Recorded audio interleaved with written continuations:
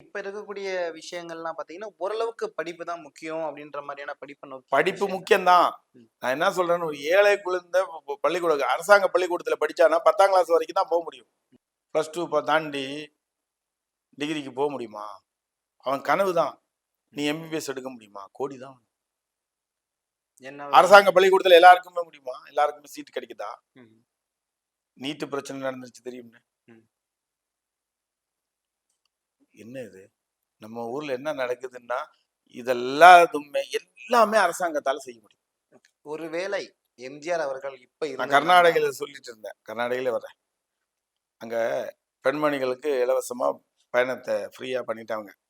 இலவசமா கொடுத்துட்டீங்க. 10 கிலோ அரிசி கொடுத்தாங்க.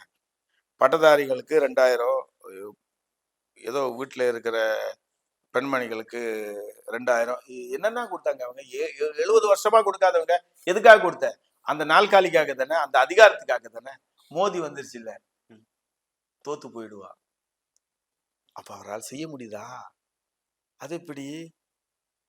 அப்ப அரசாங்கத்தால செய்ய முடியாத விஷயம்ன்றது கிடையாது. எல்லாமே செய்ய முடியும். நீ படிச்சிருக்கா, உனக்கு வேலை வாங்கி தர முடியும். உருவாக்க மாட்ட. அதான் முதல்ல சொன்னேன்.